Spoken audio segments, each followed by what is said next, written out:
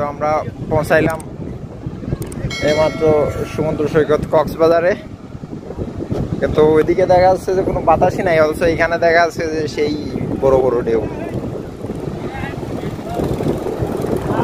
সকাল সকালে মোটামুটি ভালোই লোকজন, প্রচুর পরিমাণে ছাতা রয়েছে।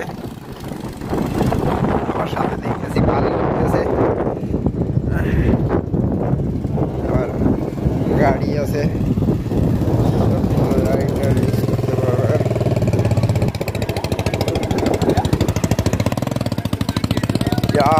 বাবা কত বড় বড় ঢেউ, এত দেখলে ভয় লাগে।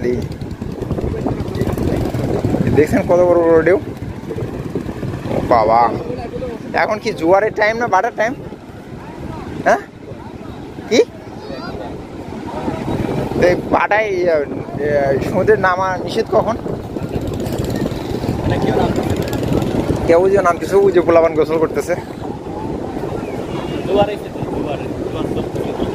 আচ্ছা এখন জোয়ার চলতেছে, এখন সবাই নামতে পারবে, কিন্তু ঢেউ তো দেখলে ভয় লাগে।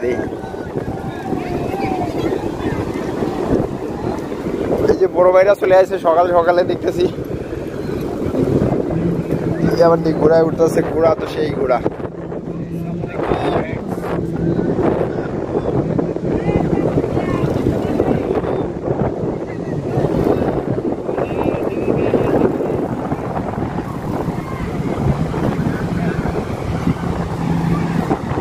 সেই রকম বাতাস, খুবই মজার একটা জায়গা।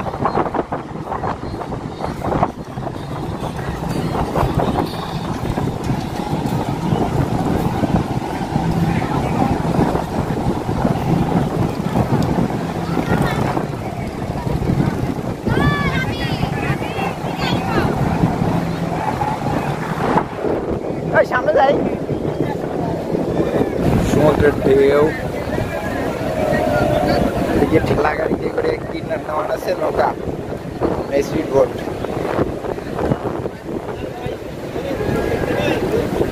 একটু উপরে গেলে বাতাসই নাই, অথচ সমুদ্রের ঢেউ। ওই আমরা প্লেন দেখা যাচ্ছে, আপনারা দেখতে পাচ্ছেন কিনা দেখেন। সমুদ্র সৈকতের প্লেন গেল কই প্লেন? আমি তো কিছুই দেখতেছি না, কি হচ্ছে না হচ্ছে কিছুই তো বোঝা যাচ্ছে না। প্লেন দিক কই চলে গেছে?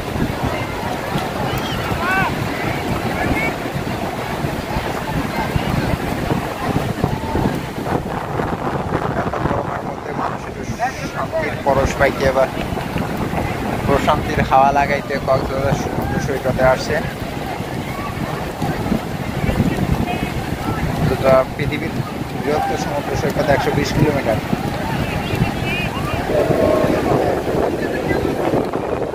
কত সুন্দর ঢেউ আসতেছে।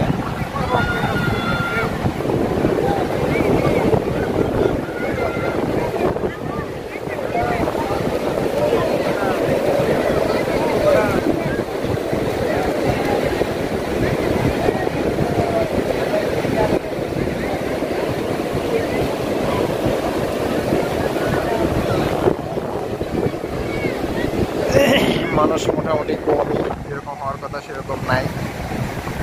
জাস্ট প্রচন্ড দাবদাহে কেউ করতে চায় না বলে লোক সংখ্যা একটু কম।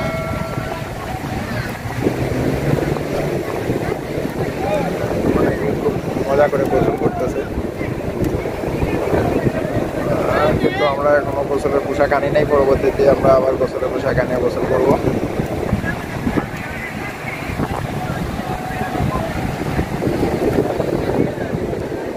অনেকেই ঘোড়ায় চড়তেছে।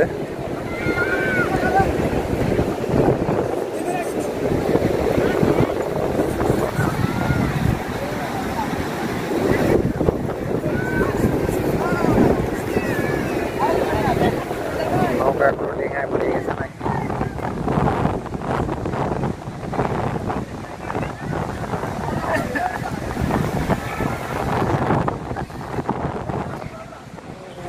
দূরে কিছু ডিঙ্গি নৌকা দেখা যায়, যেগুলো মাছ ধরতেছে। মনে তো হচ্ছে না, আমি মনে তো হচ্ছে যে